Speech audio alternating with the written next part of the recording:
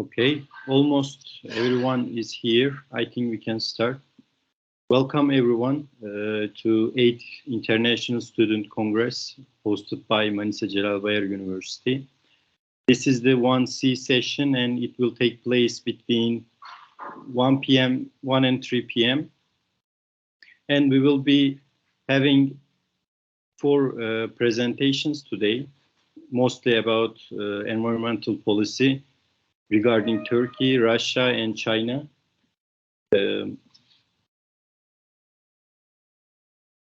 Everyone can hear me, right? Hi, can you hear me? Yes, you do. Okay. We will be discussing topics from environmental policy of Russia and its conformity with Kyoto Protocol. It will be presented by Ahmet Uçar from Celal Bayar University and Diana Hanipova from St. Petersburg State University.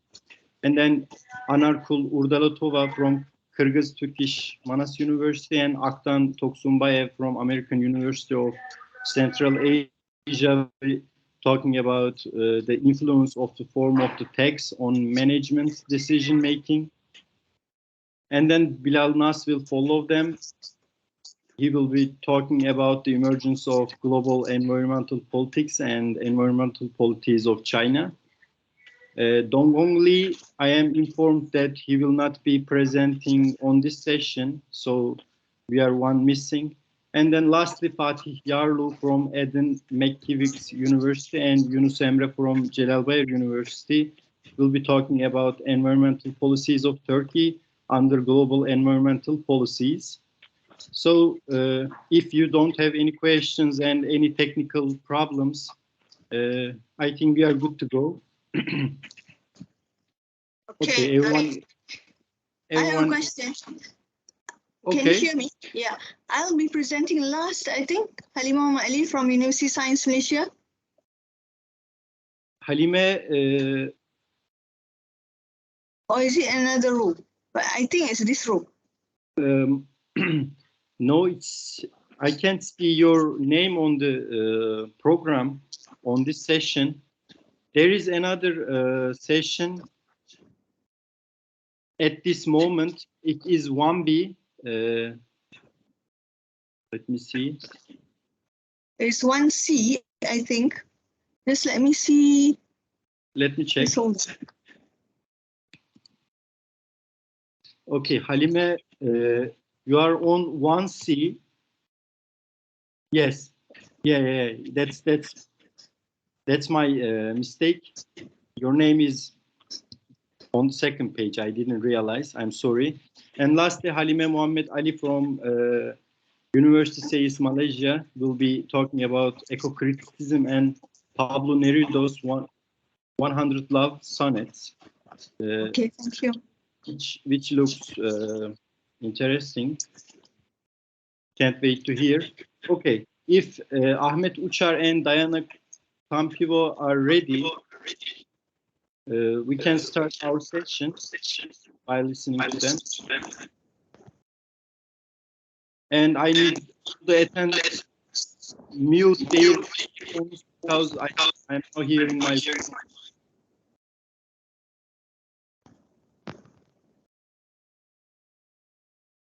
Diana? Yes, hello. Okay. Are you or Uçar will be making the presentation today? I will make the presentation because Professor was the helper. Okay, then. Okay. Then you are good to go. Do you need screen sharing? Do you have any presentation? Yes, I have the presentation. So first of all, hello to everyone. And I'm glad I want to say thank you for organizing all this conference. And I also glad to be the part of this event. So do you see the presentation on the screen? Yes, we do. Okay, so wait a minute. So I will talk about the environmental policy of Russia and its conformity with Kyoto Protocol. And I will, this is outline of the presentation. So I will start, of course, with the introduction. I will say a brief information of the Kyoto Protocol. What is the Kyoto Protocol? Then I will talk about the implementation of the Kyoto Protocol in the Russian Federation, about the prospects for the use of mechanism provided by the Kyoto Protocol, and conclusion. So in recent decades, global environmental issues have become increasingly important at the international level, and this include the warming of the atmosphere, known as the greenhouse effect, caused by the accumulation of greenhouse gases in the Earth's atmosphere. And due to greenhouse gas emissions into the atmosphere, we have already faced unprecedented climate change. Depending on how humanity solves this problem, its life will develop. In order to slow down and stop natural change, all the peoples of the planet must cooperate with each other as they have never had to cooperate before. For Russia, the consequences of this change seem ambiguously bad. To solve the emerging economic, environmental, and social problems, it's necessary to develop and implement an effective mechanism capable of bringing the country's economy to an absolutely new level, from the rank of developing to the number of highly developed countries. One of the most obvious achievements in this was the Kyoto Protocol, which was signed by Russia. The Kyoto Protocol itself, in 1997, the Kyoto Protocol was adopted at the United Nations Global Climate Conference in Kyoto. The Kyoto Protocol provides for the following mechanisms: interstate quota trading between developed countries, including Russia, implementation of projects on the territory of one country, with payment of the resulting effect from emissions by a foreign investor of the project. For developing countries, it's a clean development mechanism. For developed countries, it's a joint implementation project. It also should be said that Kyoto Protocol is an international agreement obliging developed countries and countries with economies in transition to reduce or stabilize greenhouse gas emissions in 2008-2012 compared to 1990. The Kyoto Protocol also is the first international document that uses a market mechanism to solve global environmental problems. The protocol has been ratified by more than 190 countries, virtually all except the United States. And it should be noted that at the end of 2011, Canada withdrew from the Kyoto Protocol. Implementation of the Kyoto Protocol in the Russian Federation. In Russia, the Kyoto Protocol was signed on March 11 in 1999, but only after a 5-year discussion of the advantages and disadvantages at the end of 2004, it was ratified. The Kyoto Protocol on the limitation and reduction of greenhouse gas emissions is essentially the first international agreement in the field of environmental protection based on market-based regulatory mechanism. And there also was heated discussions in Russia on the expediency of our country's ratification of this document, and on the instructions of the President of the Russian Federation and Interdisciplinary Council Seminar of the Russian Academy of Sciences on climate change, and the Kyoto Protocol was organized within the framework of which the opinions of scientists were also not unanimous. On October 22, 2004, Federal Law number 128 on ratification of the Kyoto Protocol to the United Nations Framework Convention on Climate Change was signed. In its structure and content of actions, measures and activities, the plan of active actions as a whole follows the structure and basically complies with the provision of the Kyoto Protocol, which formulates the obligations and potential capabilities of the participating countries, including Russia. After the ratification of the Kyoto Protocol by the Russian Federation, the federal authorities developed and agreed on targets and specific actions for the implementation of the protocol, which made up the government's comprehensive action plan, for the implementation of the Kyoto Protocol in the Russian Federation.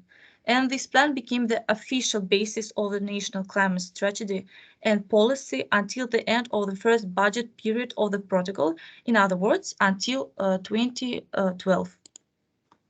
On September 27, 2015, at the Global Development Summit within the framework of the United Nations General Assembly, Russian Foreign Minister Sergei Lavrov announced Russia's over-fulfillment of its obligations under the Kyoto Protocol, citing data on the reduction of emissions from the energy sector in Russia over the past 20 years by 37%.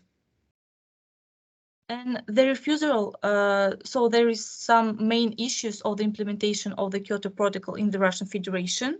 The refusal of the Russian Federation from ratification or excessive prolongation of this process will cause the loss of the international authority of the Russian Federation, a sharp complication of relations with the main economic partners in the Western Europe and Japan, with little compensation from the United States, as well as the discontent of developing countries, which with the loss of the Kyoto Protocol may lose up to $100 to the new funds being created. Also, the loss of the opportunity to receive funds for projects to improve energy efficiency and modern forestry management, loss of confidence among potential poor investors. Official proposal for signing framework agreements have already been sent to Russia from Sweden, the Netherlands, Switzerland, Denmark, the Baltic region countries. Reduction of opportunities to attract extra budgetary funds for the implementation of federal, departmental, and regional programs and socio-economic plans. Also, there is some prospects for the use of mechanism provided for Russia by the Kyoto Protocol.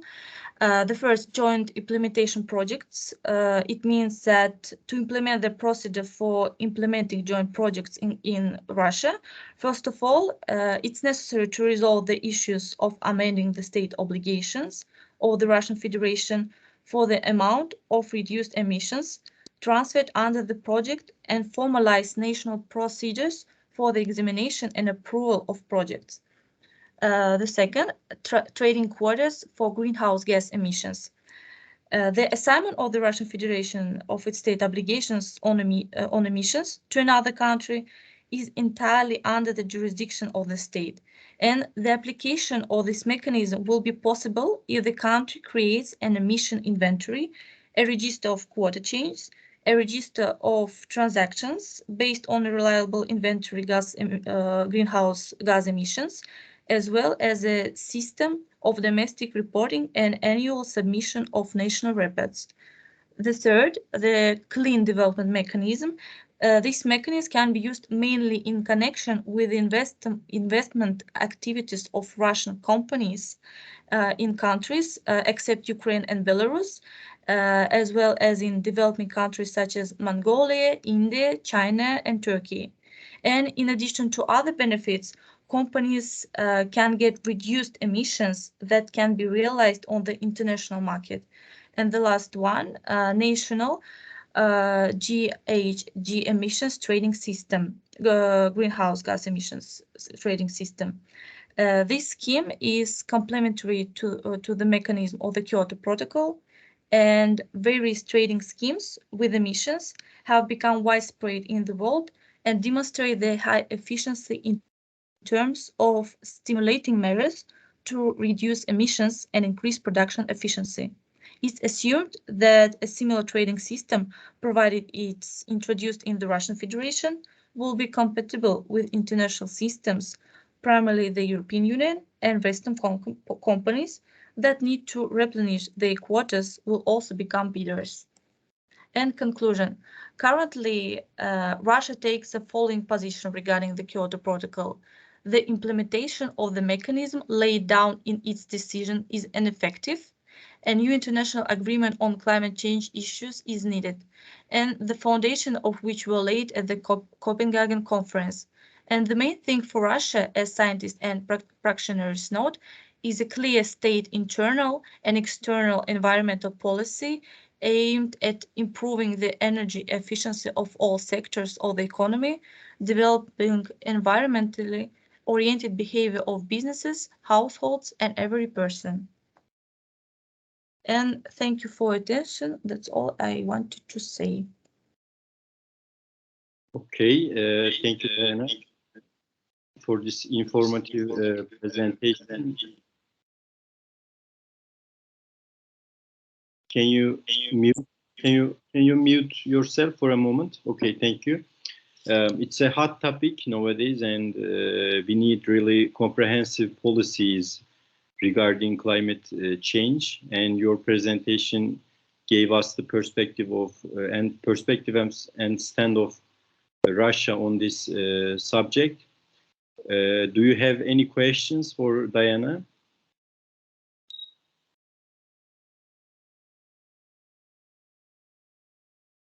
Okay, if there is any, you can keep it at the end of the session. Now we will be continuing with Anarkul Urdelatova from Kyrgyz Turkish Manas University and Aktan Toksunbayev, American University of Central Asia. They will be making a presentation regarding influence of the form of tax on management decision making. Aktan, you will be the presenter, I believe. Yes, good afternoon, everybody. Okay, when you are set, you are good to go. The stage is yours. Thank you. Okay. I'm trying to share my screen.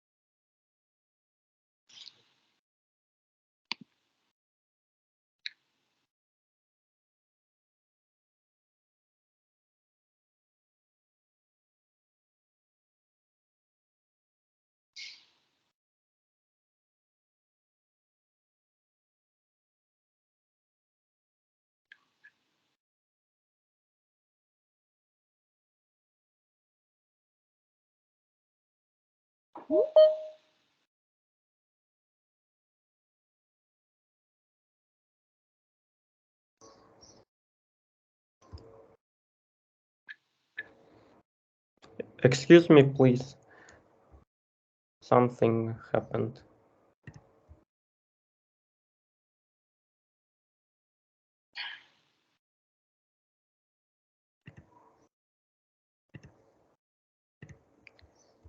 Can you see my screen? Yes. Today I'm going to talk about the influence of tax regimes on management decision making. And first of all, I want to start with the relationship between businesses and government. I think that most people can agree with me that most businesses want to maximize their profits, and there are many ways to do it. However, one of them is to minimize their tax payments. However, there is an opposite situation with the government. That government also need some funds in their budget to operate efficiently, and therefore there is a disagreement in their goals. And how to do in this situation, and we will talk about it later. Our team thinks that in this situation it's important to make a correct choice in regard of the tax regime, and we claim that lump sum tax should be applied to normal goods instead of excise tax, which is effective for socially harmful goods. And in this case, methods are very helpful, and we are going to look through one case study. it's called hotel. Neuch is the owner of the hotel, and I want to clarify about the owner. Neuch from Russian means a person who is literate and he or she doesn't know nothing about what he or she should do or not. And the manager of the hotel is Znaika. Znaika from Russian means a person who knows everything and he studies hard and can implement his knowledge.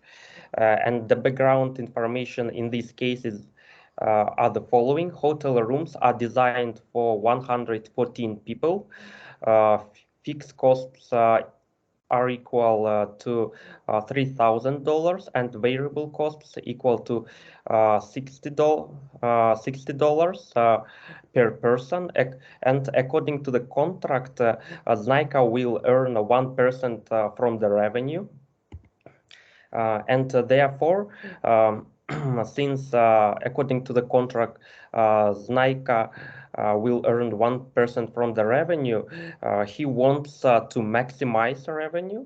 And while working as a manager of the hotel, Znaika determined that if he charges $100 for each person, 90 people will be able to stay at the hotel. And he also realized that every increase or decrease in the price for $2 changes the number of buyers for 3 people.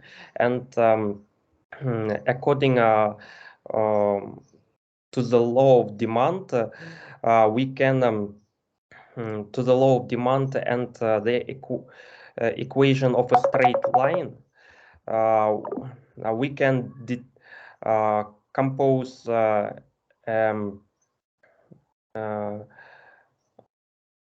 two equations, and by solving them, we can determine that coefficients A and B equal 160 and 2/3. And after this, we can determine the price function. And since we know the price function, and we also know that revenue equals price multiplied by quantity, which is the number of customers, we can find the revenue function. Then, according to the mathematical concepts, we know that in order to find the maximum revenue, we first of all should to differentiate the function. And according to the differentiation rules, we find we can solve it, and then we equate this equation to 0, since the maximum of the function, since the function reaches its maximum in 0 point, and in this situation, our quantity equals 120, but we can serve only 114 people per day, and therefore our maximum quantity can be 114. And after this, we can replace the Q for 114 and find the price. Price will be equal $84 per person. And after this, we found the revenue. And according to the agreement, Znaika will earn 95, almost $96. And since we can serve only 114 people simultaneously, then we can find the cost function. We find the cost function in order to determine determine the profit of Neuch, the owner of the hotel, and we find the profit function, and we replace these two variables for numbers that we determined, and we found that profit equals profit is negative, and therefore Neuch operates with losses. And the first conclusion that we can make in this situation is that production quantity that maximizes revenue does not usually maximize profit, and therefore it's important to choose a proper operating strategy. And next, since next situation is that Znaika becomes the owner of the hotel, Neuch having realized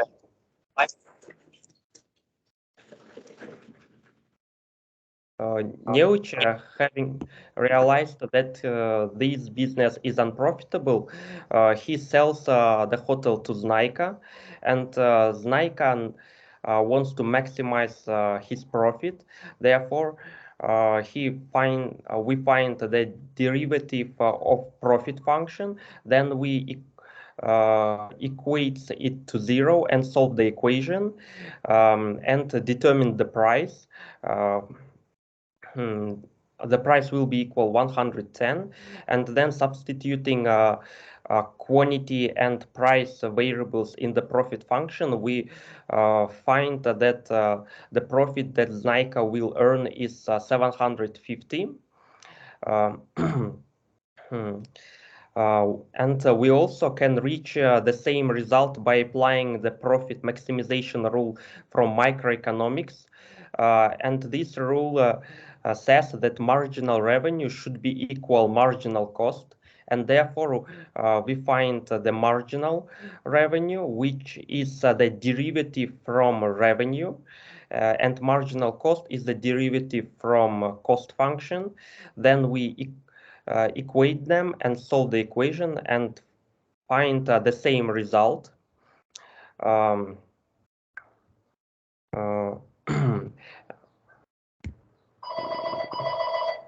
Next is that Neuch becomes a tax inspector.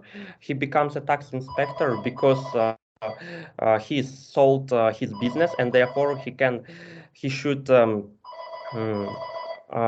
found a job, and he was assigned to collect $600 of tax from the hotel. He knows that the hotel serves only 75 people per day, and he decides to implement the excise tax. Dividing $600 by 75, Neuch thinks that it's enough for him to charge the tax of $8 per person.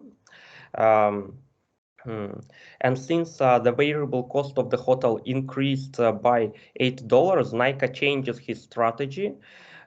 He changes the function of costs. It becomes higher than the previous, and from this he also should change. He also changed the function of profit. Then he differentiate it and equate it to 0, and the new result is that Znaika should serve 69 people per day. And since the number of people served per day decreased, then Neuch will not be able to collect the expected amount of tax, and this amount will equal to 552, and therefore Neuch fails his assignment. Also, in this situation, I want to talk about tax burden. Excise tax will harm every member of the market. Since Neuch will not accomplish his goal, Znaika will lose some part of the profit since price increased, and therefore the number of customers will decrease according to the law of demand. And finally, customers will have to pay a higher price, which is equal to 114 instead of, as was previously, 110. And therefore, our conclusion is that excise tax always shrinks the market. And next, one day Znaika suggests to apply the lump sum tax. He suggests this idea to the government, and after the failure of Neucha, as it was in previous situations, Znaika suggests to charge the fixed amount of tax in the amount of $600. And as a result, the fixed costs of the hotel increased for $600, and we should find another cost function and also the profit function. We differentiate them and equate them to 0. And since the derivative of the profit function didn't change, previously it was also the same, then the number of people served per day and price will stay the same. It will stay as it was in the initial situation, 75 and 110.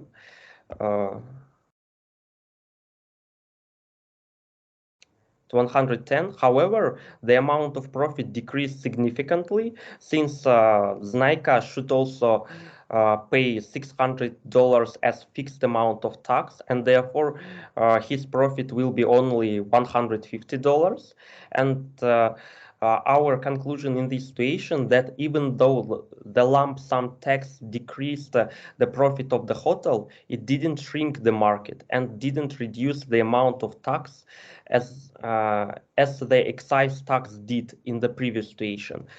Because in previous situation, the quantity decreased to 69 and the price increased to 114, and the market therefore shrinked. However, it's also important to choose a proper amount of tax. Since if the tax will be too high, for example, in this situation, if the fixed amount of tax will be higher than $750, then Znaika will not have an incentive to do this business. And since the profit of Znaika decreased significantly, he got an idea to earn additional profit. Znaika determined that most people who stay in the hotel only for less than 3 days, and therefore he decides to implement the price discrimination. He starts charging $84, almost 85 instead of 110 for people who will stay at the hotel more than 3 days. And since this price is more than marginal cost, which is equal $60, then serving additional people will definitely increase profits. And this is a new function of quantity, the number of people served per day, and Q with index A is the number of customers who stay more than 3 days, and therefore we should change the price function, which is this in this case, and additional profit can be determined by the function. And on the next steps, we should differentiate this function, equate it to 0 as we did in previous situations, and solve the equation. And we will realize that that we can serve additionally 75, almost not 75, sorry, 37, almost 38 people, and rounding the result, we substitute it to the equation, this equation, and get the additional profit of $937. And therefore, making this, implementing this strategy, Znaika will increase its profit. And that's all. Thank you for your attention. If you have any questions, I'm here to answer. Okay, any questions? Well, thank you, Aktan. It was really a beautiful presentation. You showed us in a mathematical way that how a manager can have a hotel at the end of the day, and also how consequences of tax arrangements of businesses can be on the economy and the small businesses. Thank you very much. Thank you. If there is no any questions, we can continue with the other presenters. Bilal Naz is next with Ahmet Uçar. They will be talking about the emergence of global environmental politics and environmental policies of China.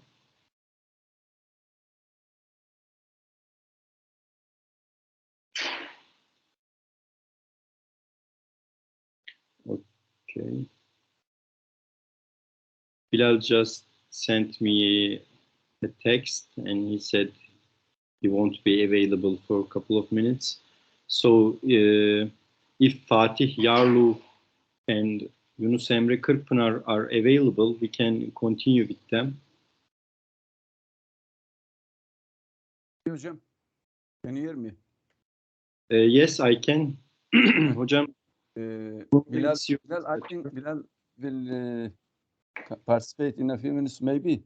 Fatih and Yunus Emre isn't here, as I know, because Yunus Emre yesterday told me he had some problems and maybe he will present on Friday.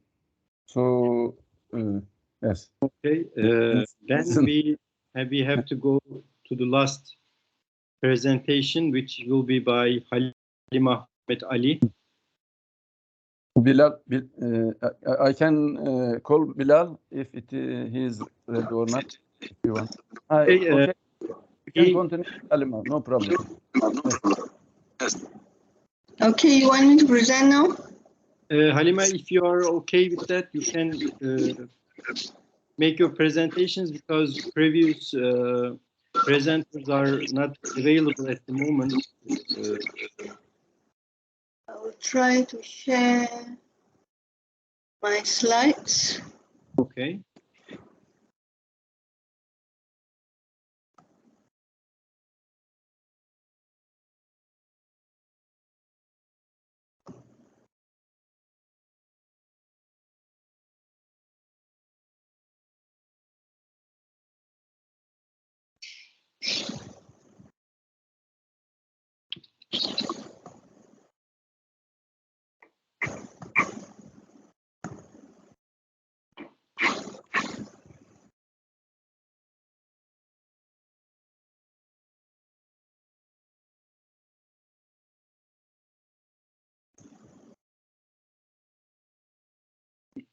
Can you see the slides? I can't see them.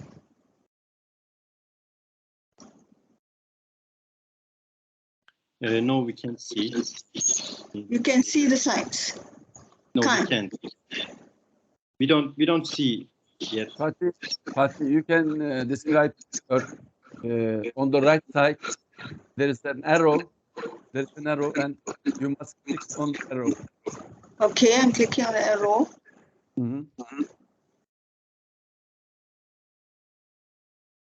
There's a share button on the right top corner. Okay. Okay.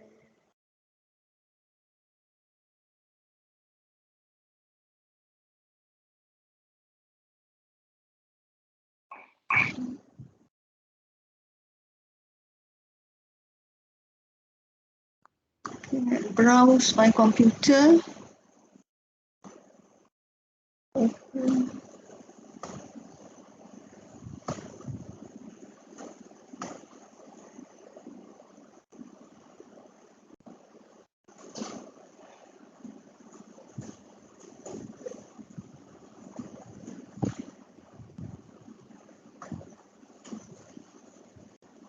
Can I speak to Fatih? Can you hear me? First, you must open your slides on your screen, and then you go to arrow on the right top. Okay, then click on the arrow, and then you can see you can share your presentation. I'm opening the share. Yes, but we don't Okay. see it. Don't see it. And then presenter mode, okay.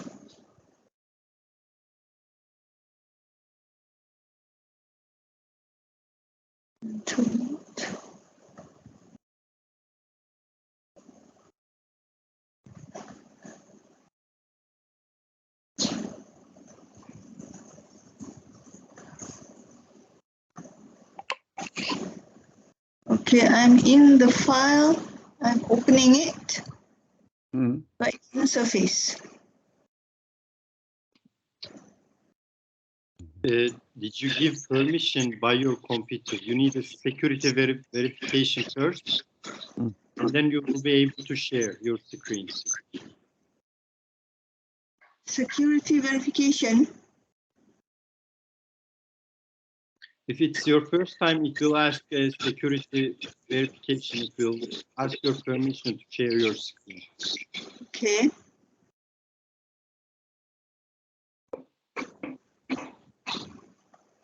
I don't think there's any here.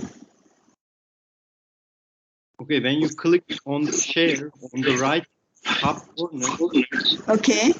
you will see screen on top of the new window. Okay. Yeah, screen. Okay, if you click on the screen, it's share. Here you go. Okay. Okay. And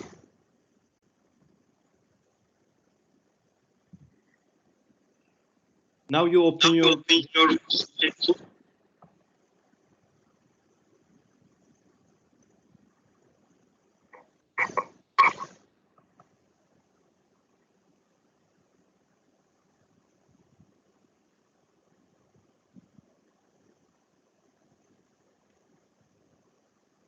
Okay, now make it full screen and you are good to go.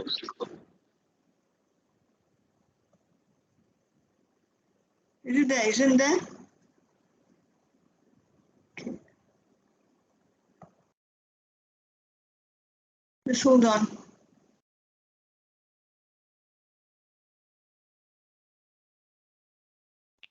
Okay, screen. Okay. Okay, now we can see your presentation. Okay, you can see my presentation. Yes, we can. Just make it full screen. Make your presentation. Okay. Just hold on.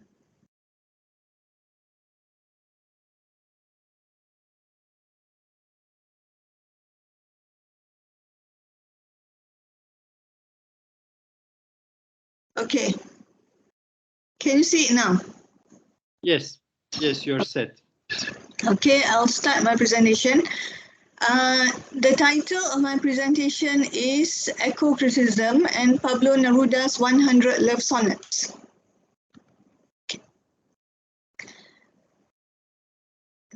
The Planet on the Table is a poem by Wallace Stevens. He's an American modernist poet. Jonathan Bate talked about this poem, and he said, as you read the poem, hold in your mind's eye a photograph of the earth taken from space blue, smudged with the motion of cloud, so small in the surrounding darkness that you could imagine cupping it with your hands, a planet that is fragile, a planet of which we are a part, but which we do not possess. This has been quoted by Greg Gerard in his book, Eco-Criticism. Okay. This is the poem, Planet on the Table, that has been turned into a song by Nat Rorem. Okay, I'll play this a little for you.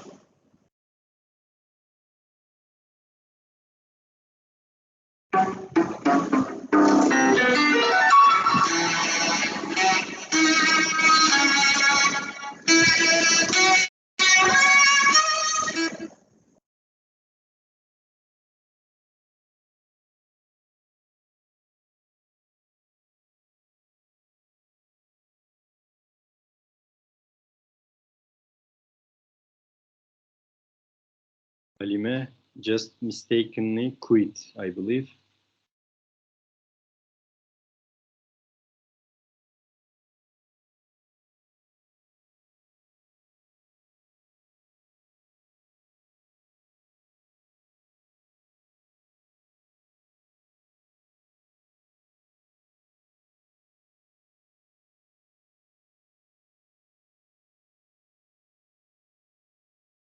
She was having difficulties, some technical issues.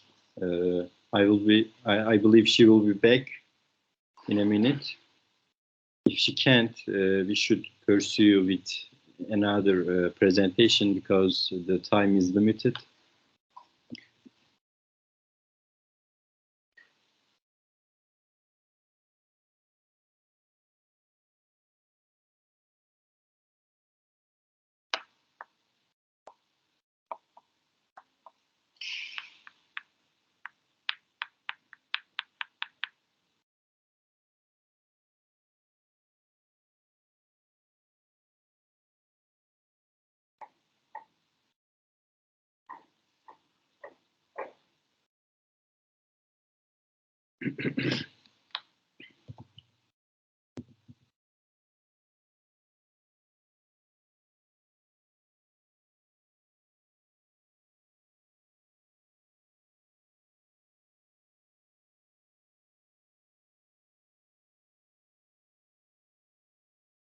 Okay, Bilal Nas, are you here right now? Are you available?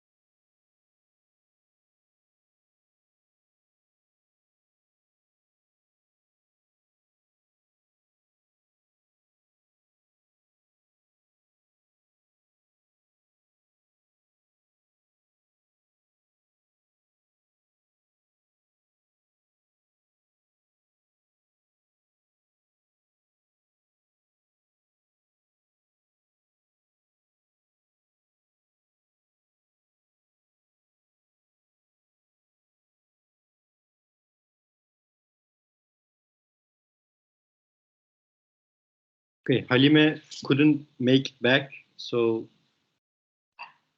Fatih Yarlu or Yunus Emre Kırkpınar, I can't see them either.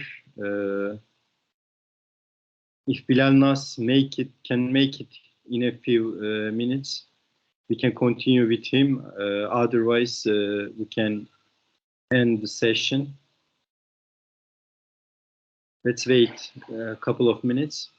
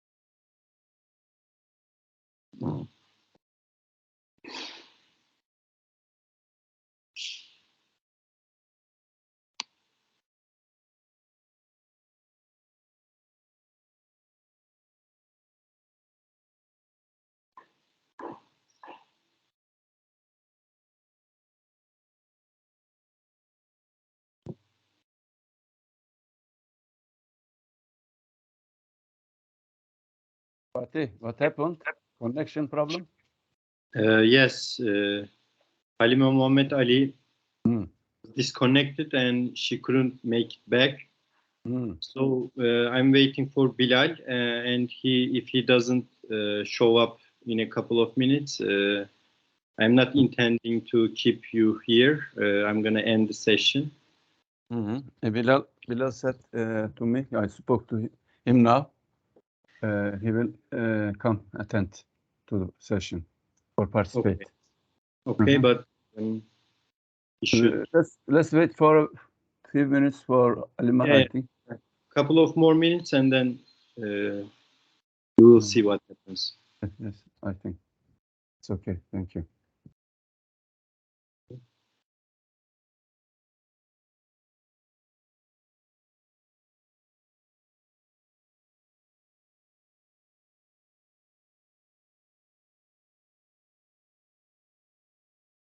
In the meantime, if there is any questions about towards any presentation, we can take them now.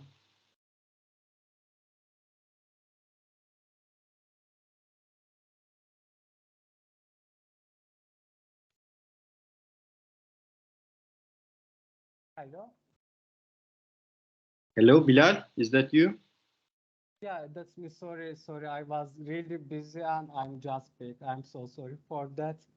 So I guess it's my turn, right? Yes, because there is no anyone else to make presentation. So we were waiting for you. If you are available and set, you can make your presentation now. Thank you so much. I'm sorry for the trouble for having you waited. So let me first share my screen. Okay.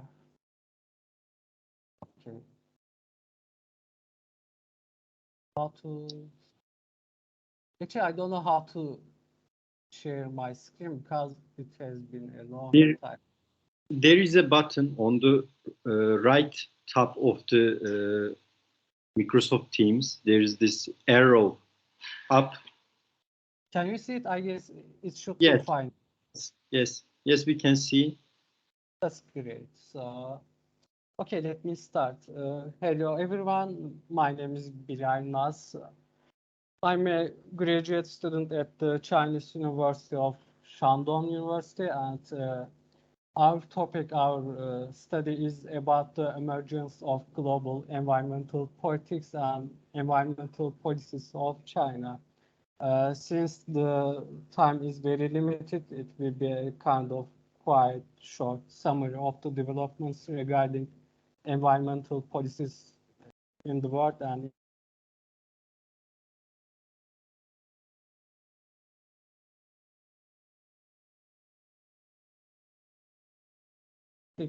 transformation. And the second part is that a brief history of, can you hear me by the way? Hi, can you hear me? Yes. Everything is okay. You can continue.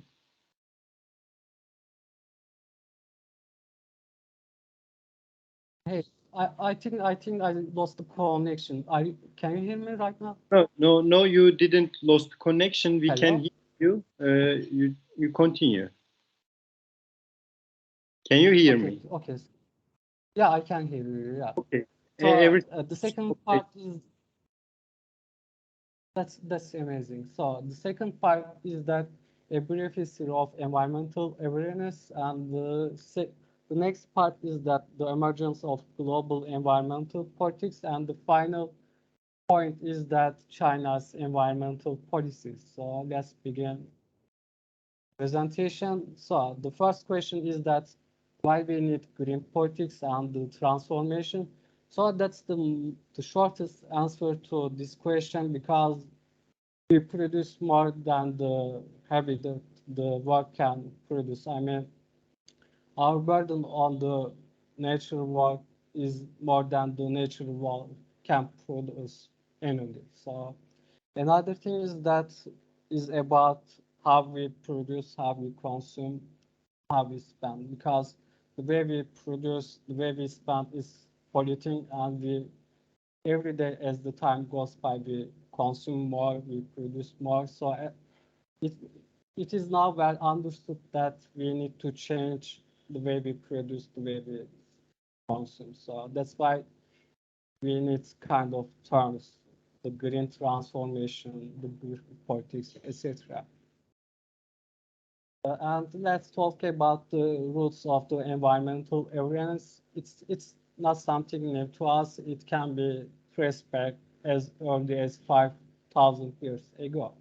So Taoist is a Chinese belief encouraged that human life ought to reflect nature's patterns. And the Buddha instructed sympathy for all aware creatures.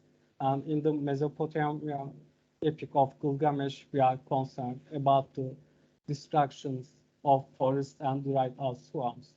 And the environmental awareness is also reflected in the Greek mythology. So my point is that it's not something new, as it can be traced back as early as 5,000 years ago.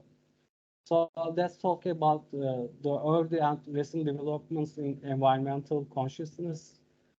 The year 1783, it was the year when the first national park was established in Mongolia. So it has a quite rich and old history that we have the concept of national park. And in the year 1827, a French mathematician and physicist publishes a paper on what's now we know as the natural greenhouse effect. So it's a well-known fact. It's a quite old fact that there is kind of natural greenhouse effect. And in the year 1903, the Convention for Protection of Forests Useful to Agriculture was adopted, and the year 1948, the International Union for Conservation of Nature was established as the first global environmental union. And in the year of 1994, the change entered into force. And in the year 1997, the Kyoto Protocol to Framework Convention on Climate Change, which has entered into force in 2005, is adopted. And in the year 2015, the Paris Agreement, the first legally binding international treaty on climate change, adopted by 196 parties, was accepted. It has entered into force 1 year later. And let's talk about the emergence of global environmental politics, and it can be traced back to 1980s. The reason why it hasn't emerged before was that because environmental problems were regarded as minor problems by most governments and marginal to their national core interest, and that had a limited importance in international politics in general. Also, another thing is that as environmental movements in the industrialized countries rose, and the fact that global environmental threats such as ozone layer depletion, climate change affect the welfare of all humankind, and environmental issues have gained more status in world politics. Why China matters, why we need to study China's environmental politics. It's basically, there are three reasons. The first one is that China is the world's most populated country by a population of 1.4 billion people. The second thing is that it is the biggest fossil carbon dioxide emitter. And the third point is that China is the second largest economy. And according to some academics, scholars, the 21st century will be the Chinese century as they gain more power, their economic growth it will be their centuries. China matters and its environmental policies matters. And it's not something new to China that is kind of number one or number two in the world. So centuries ago, China and India were the world's largest economies. So it's not, the history is repeating for China. Also, the thing is that Chinese people and the government have put so much money, time, dedication, and energy on creating the technology. So here you see that 45.7% of application for intellectual property rights were filed in China. So it's almost half of the applications for that thing. So let's talk about China's environmental policies. The first and maybe the most recent and important thing is that China has pledged to be carbon neutral by 2060. It is a bold and as well as promising initiative due to the policy is getting broader in terms of its realization in a country which is by 88% one of the highly fossil fuel dependent countries in the world. Thereby, China has a creative, multifaceted understanding of environmental awareness and policy, which is key to economic prosperity, as well as the survival of both its people and that of other nations. And the thing is that let's talk about the Maoist era, which is why China has created the environment for decades. The People's Republic of China paid little attention to environmental issues for the majority of its 30 years. Most studies of the Maoist area, which took place between 1949 to 1976, indicate to increase environmental degradation, which is the consequences of tragic campaigns like the Great Leap Forward and the cultural civilization. The Chinese society at the time was militarized, and Mao's insisted that the man must conquer nature was devastated the ancient Chinese philosophy of the harmony between heaven and humans. So according to this idea, nature was to be conquered. So it was something regarded as enemy to the humankind. So Mao launched a patriotic health campaign targeting vermin that spread diseases. Along with mosquitoes, flies, and flies, Mao picked up for elimination of the Eurasian tree sparrow that feed on grains. So Mao's advisors calculated that a single sparrow ate 4 pounds of grain each year, and for every million sparrows killed, there will be food for 60,000 people. And Dao Qing says that Mao knew nothing about animals. He didn't want to discuss his plan or listen to experts. He just decided that the 4 pests should be killed. That's a picture that the animals were targeted by Mao's idea. So they kind of wage a war on the nature and animals. So now we are seeing that they are shooting sparrows, people just amazing, kind of madness. And you are seeing the real pictures that they killed sparrows. The Mao area, the nature was kind of unrespected. They were kind of targeted by the people just for the sake of production to increase the yields. So let's talk about China's turning point regarding its environmental policies. So China's attending to the conference, the 1972 UN Conference on the Human Environment can be seen as the turning point.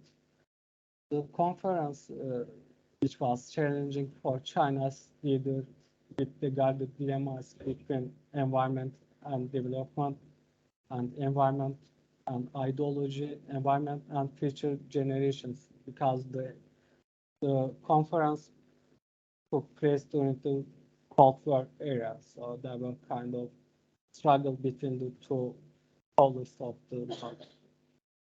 According to one, the year of 1973, in which the first national conference was held, is when China has started to take action to tackle environmental pollution.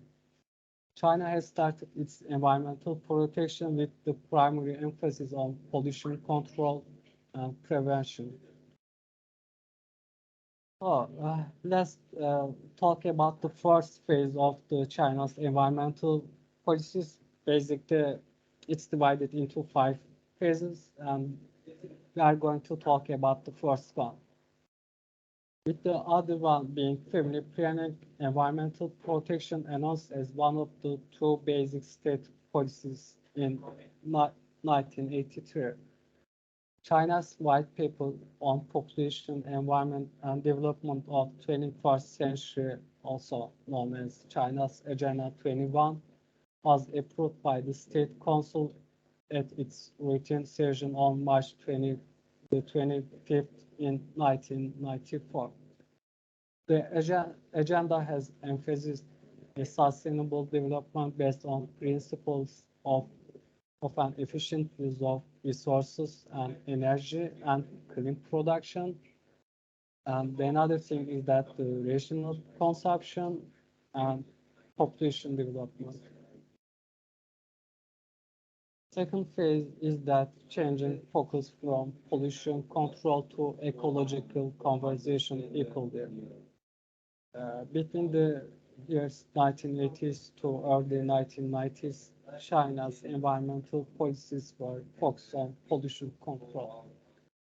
The importance of ecological conservation was further acknowledged after the big flood of 1998. The principle of devoting equal attention to pollution control and ecological conservation was adopted, and a number of policies such as banning the logging of natural forests in some parts of China and ecological restoration implemented accordingly. And the third phase is that progression from end pipe treatment method to source control method. By the way, I'm sorry for the background voices, I'm at work. So regarding this phase, the beginning of the 1990s, the concept of cleaner productions was promoted, and the ISO 122.000 certification procedures were adopted. To promote the concept, industrial environment policies and laws in China were reviewed and assessed, and case studies were carried out and their findings were revised. Policies, laws, programs were designed or redesigned.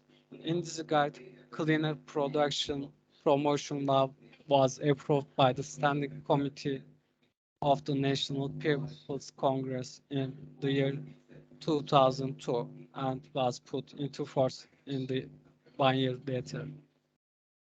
At this phase, between the years of 1996 and 2000, more than 80,000 small enterprises in 15 heavy polluting industries were forced to shut down or stop production lines, and many thousands of small coal mines, small cement kilns, and small refinery plants were shut down.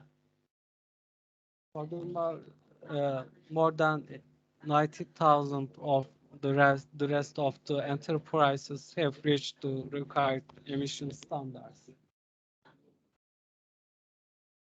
And the fourth phase is that moving from point source treatment to catchment and regional treatment. So the policy of polluter pay was implemented at this phase, and the three state departments jointly promulgated a national plan which aimed to exercise control over the gross emissions. And since 1960, China has been implementing the Transition Green Engineering Program, which has focused on 3 rivers, 3 lakes, 3 zones, 1 city, and 1 sea. This program promotes the treatment of environmental pollution in key catchments and regions. Control measures of the program include controlling the total amount of pollutant discharge, pollutant fees policy, and energy policy aimed at replacing coal with gas and electricity. And these policies promoted pollution treatment by enterprises, urban environmental infrastructure construction, and contribute to the environmental quality improvement in some areas. And the first phase is changing from an administrative management based method to a legal and economic instruments based method. As the highest level of authority, the National People's Congress is in charge of legislation. Since 1990s, China has strengthened environmental legislation and a relatively complete environmental legislative framework has taken initial shape. By the year of 2000, China has formulated 6 environmental laws, including Environmental Protection Law and 12 resources law, including forest law.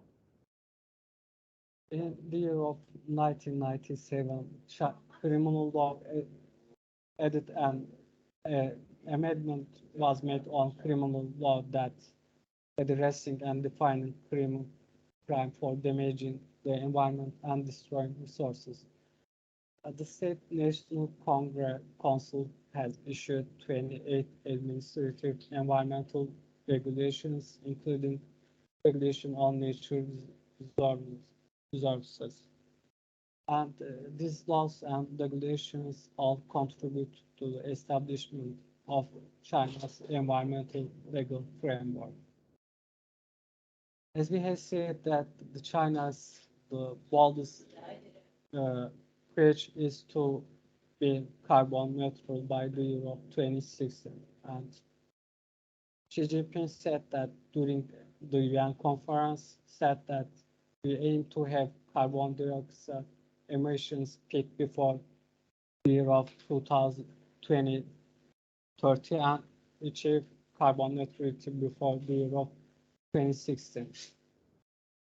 So also they have created a large green bond issuance fund by China. I mean, so you can see that China is #1 now regarding the global green bond issuance. So they have a large fund for green projects. And that's the end of my presentation. Thank you so much for your attention. And if you have any questions for me, please go on. Thank you a lot, Bilal, for your presentation. Are there any questions for him? Yes, I believe not. no Hocam, questions. yes. Hocam. Yes, I am one of the partner of the presentation, but I want to learn from Bilal. He is the responsible to prepare this presentation and paper. So Bilal, You said that at the beginning, as far as I understood, China focused on the important environmental policies after 1990s, I think. Am I right? Actually, before. Yeah, before they gave little attention to environmental problems. It was just a big. So that means you didn't mention about the global environmental policies, how they started or when they started. Actually, you only told in 1980s, but before 1980s, as you know, there were many movements, many activities around 1960s and 1970s.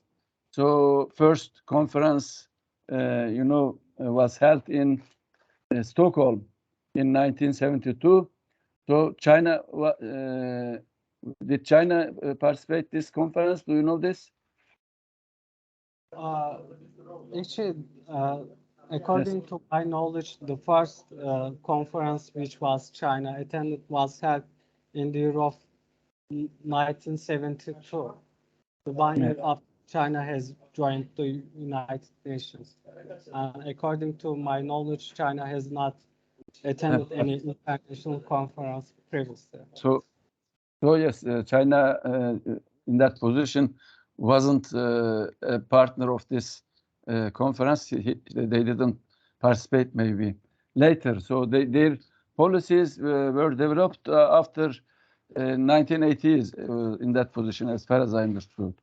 And in Mao period, in Mao term, as you said, the environmental policy in China was not very good. It was very bad, I think. So China, in your presentation, I understood. If it is true, you must confirm it. I mean, China developed and focused in important environmental policies after 1990s, I think. Am I right? Yeah, you are right. Yeah, the thing is that there's a Chinese. When we compare, but now China is a very important in the economy, especially important country in the world, and so in that position, China focused on environmental policies, especially important environmental policies after 1990s. So it means that when we compare with Turkey, I mean, their policies started after Turkey's policies. So Turkey started and gave importance environment before China, I mean, because Turkey especially started their policies to develop after 1970s, especially after 1982 constitution. We gave a lot of importance of the environmental quality, and it is important for Turkish people's health and etc. So in China, this position was seen later, I mean. Am I right? Yeah, you are right. And at this point, I have two additions. The first thing is that there's a Chinese understanding of kind of policy of get rich first, then clean up. So the first we were focused on getting rich, and then they started to care about the environment. And another thing is that Chinese people believe that the environmental problems caused by capitalism, and since to them China is not a capitalist state, such a problem didn't exist in China. But afterwards, they have changed their mind on that. So these are two other reasons why they had paid little attention to environmental problems for decades. They were focused on making money, first of all. Then they realized that it's killing them. Polluting the environment, etc., is killing them. And there were some ideological reasons for that. As I told you, they believed that environmental problems were caused by capitalism. And since they are not a capitalist state, it's a problem didn't exist in China for them. But now after 2015, I think they tried to change this policy, and they gave more importance, especially climate change and carbon emission, I think. Yeah, that's correct. Yeah, that's true. That's true, sir. Yeah. Right. Now they have made a big change. Yeah. They have changed. They didn't want to be party of the Kyoto Protocol at the beginning, but now after that, yes, they want to decrease their carbon emission, and it is, I think, suitable with the Kyoto Protocol. Okay, actually, I would like to listen to the Dina's presentation. It was about Russia, but I didn't catch this, so it was, I think, very important presentation. I guess like this. Hocam, I need to intervene because we are running out of time and we have Sure. Halima still. Halima. Okay. Thanks. That's all. I just want to support or contribution to your session. We appreciate your contribution. We love to keep talking, and if we have time at the end of the session, we can take more questions and comments on the Bilal's presentation. But now I have to invite Halima Muhammad Ali to make her presentation because she is having technical problems. We may need more time. So Halima.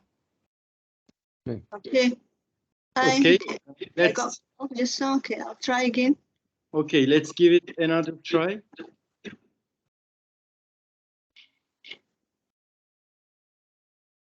Now your screen is shared. Just open your presentation. Okay, can you see the presentation? Yes, we can see. Yes, we can see. Okay, but I cannot see. We can see the presentation. Now we can see. I don't want what. Bilal. Evet. You can see the presentation.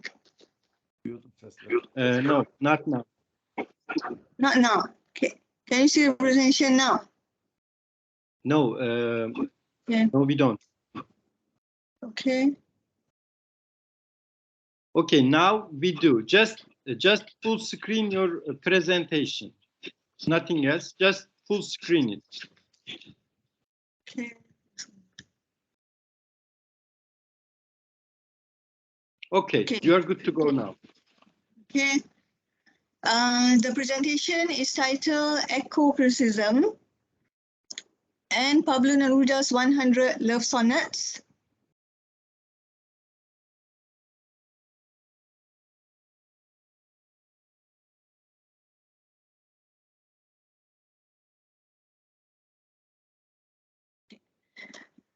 This is a poem by Wallace Stevens, The Planet on the Table, Wallace Stevens.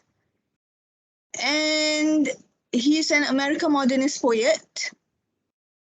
Jonathan Bates says about his poem that as you read the poem, hold in your mind's eye a photograph of the earth taken from space, green and blue, smudged with the motion of cloud, so small in the surrounding darkness that you could imagine cupping it with your hands, a planet that is fragile, a planet of which we are a part but which we do not possess.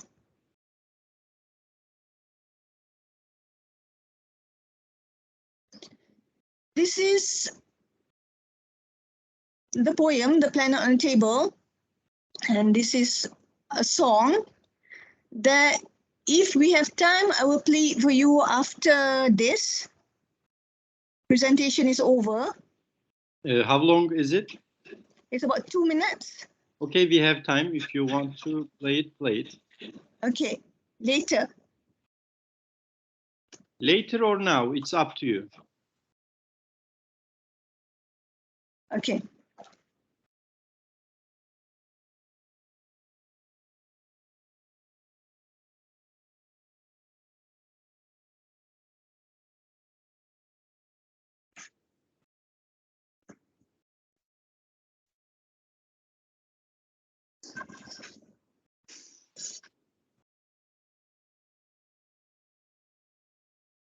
Is it muted?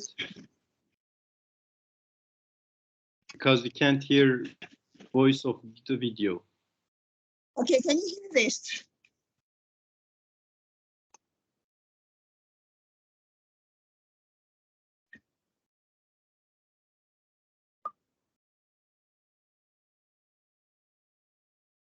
Halima, we can't hear the voice of the video. Okay. Can you hear my voice? Yes, we do. Your Okay. screen too. Okay. So I'll continue. Okay. Pablo Neruda, a Nobel Prize winning Chilean poet, has been selected for analyzing the global climate crisis and the new economic structure that is present today. The song just now, I'm just showing you what can be done with works on ecology, poems that have been written on ecology and all that, and what has been done so far with that, okay? And how eco-critics have been using works on ecology. So we look at Pablo Neruda and we look at his bond between nature, and it's intriguing because it surfaces in many of his poems, especially in his collection titled 100 Love Sonnets, Cien Soneto de Amor. Neruda's poetry is instructive and passionate. It teaches us what nature and wilderness are. His emotions through the poems instruct us to value them. This paper discusses via eco-criticism, mainly Greg Gerard's work, Eco-Criticism 2004, Neruda's poetry and his love of nature. It also looks at the global climate crisis and new economic structure of Chile. Okay. The global climate crisis and economic structure, dialogues and discussions on climate change have been actively pursued by scholars and politicians alike. There have been seminars, conferences, and even documents signed between countries to protect global climate and environment. There have been many organizations involved in putting forth ideas and actively helping with the climate crisis. One of the organizations, the Global Climate Coalition, GCC, based in the United States of America, opposed greenhouse gas emissions. It disbanded in 2002, however, some former members, organizations like National Association of Manufacturers and the American Petroleum Institute still actively pursue the cause.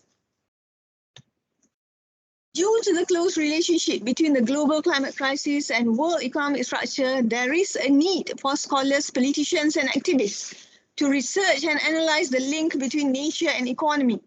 Zahir Alam and David Jones, in a paper titled Climate Change and Economic Resilience Through Urban and Cultural Heritage, the case of emerging small island developing states' economies, have tried to help solve economic problems that are related to the climate crisis. They have used small island developing states as their model. The above-mentioned research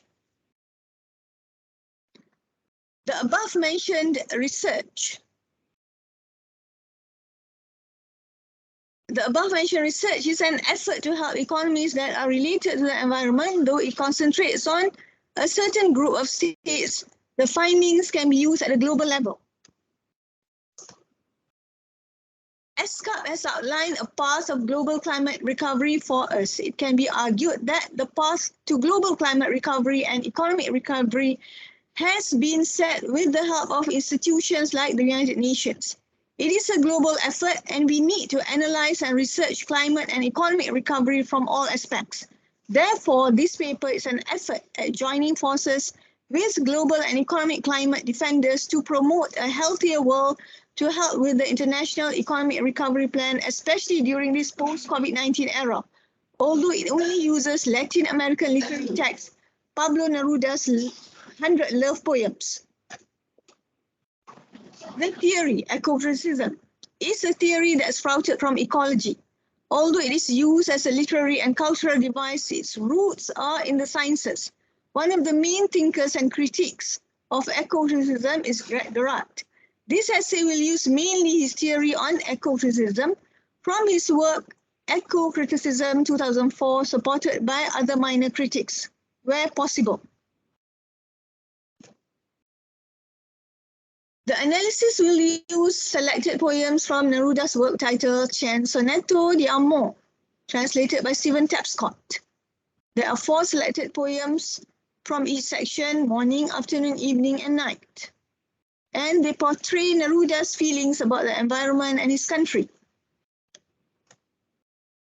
The first poem from this section, titled Morning, will be discussed and analyzed using the ecocrism framework. Neruda begins the poem with, "You will remember that leaping stream where sweet aromas rose and trembled, and sometimes a bird wearing water and slowness its winter feathers." The first stanza is nostalgic. The persona is addressing someone and urges him or her to remember the natural environment in the wilderness. There is a feeling of solace and calmness, where there is a running stream, the smell of fresh water from the stream, and the image of a bird with rivulets of water from the river on its feathers. It is a heavenly image of nature that has been created by Neruda. The description of heaven in the Bible and the Al-Quran is filled with the images of streams of cool water flowing in it. In the Al-Quran, it is also described that there are rivers of milk and rivers of wine flowing throughout heaven. The dwellers of heaven are free to drink from these streams. In heaven, wine is no longer haram or forbidden to the Muslim. In the above stanza, the relationship between flora and fauna is juxtaposed. The bird is described to be washing away the effects of winter from its body by washing its feathers in the river. The slowness of life and the harshness of winter's cold weather is shed by the bird in the river. It is as if it is purifying itself, since water is a source of purification for both Christians and Muslims. Also for Hindus. That is why the Hindus bath in the river Ganges. They believe that the bath can purify them from sins. Thus, the image that Neruda created through his poem is heavenly. He hints at redemption without using the image of God or Christ.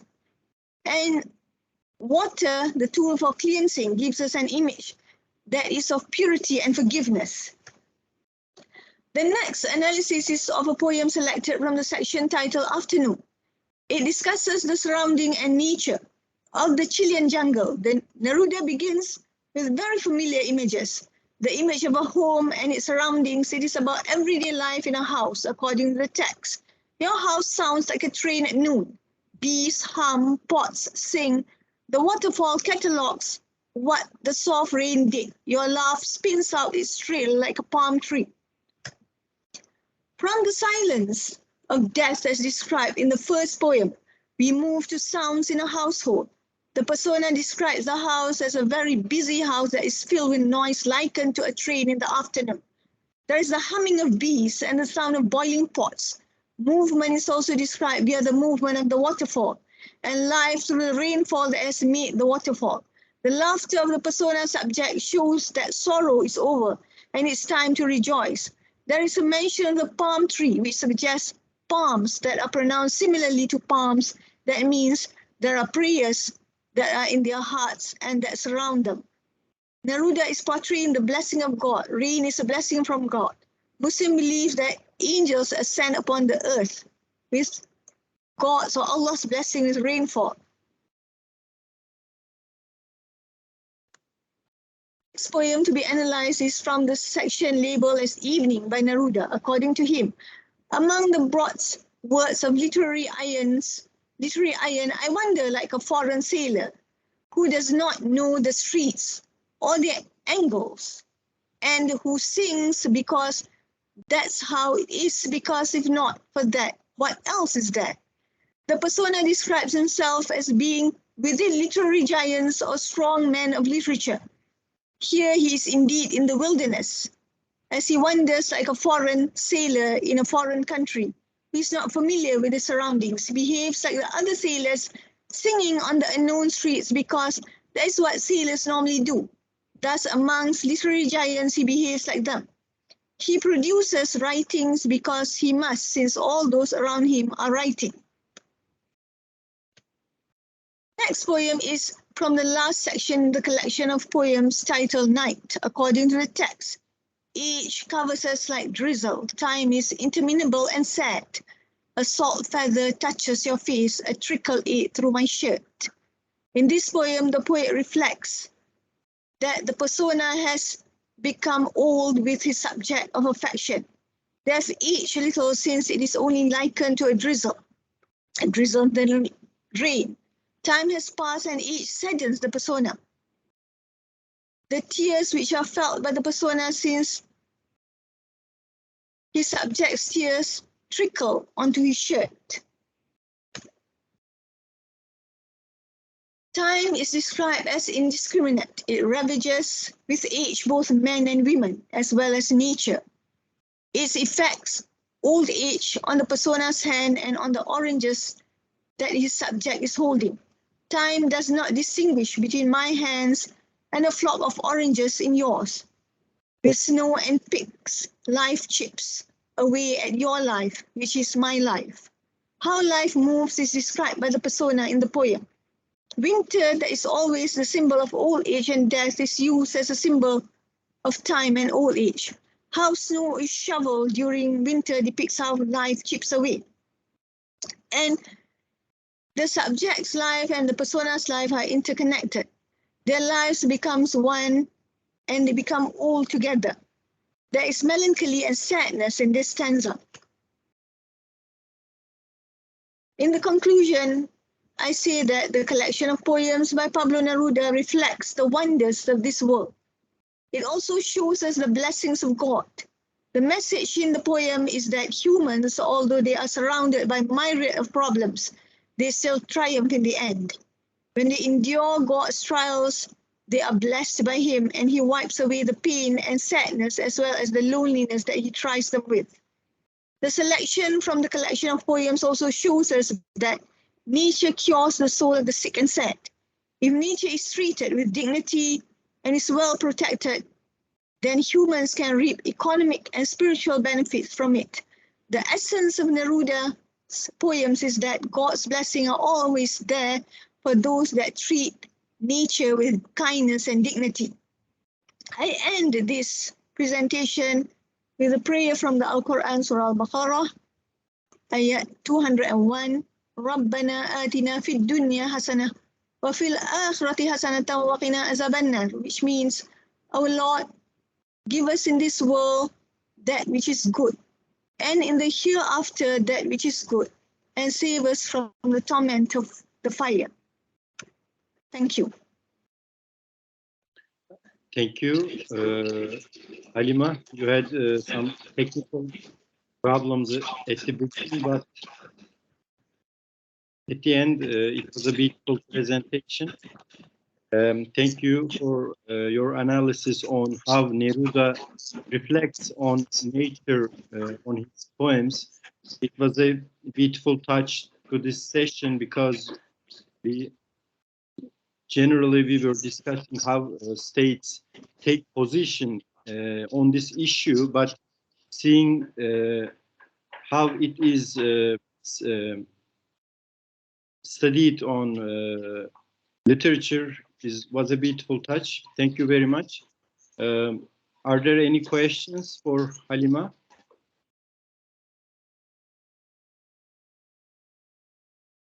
No? If there is not any questions for any presentation, we are done. No? Thank you. Okay, thank you all for your beautiful presentations. It was very enlightening session. We would like to invite you back next year because it is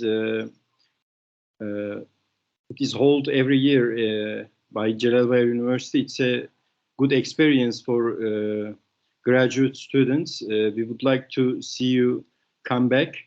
Thank you very much. Your attendance certificates probably will be sent to you in a week.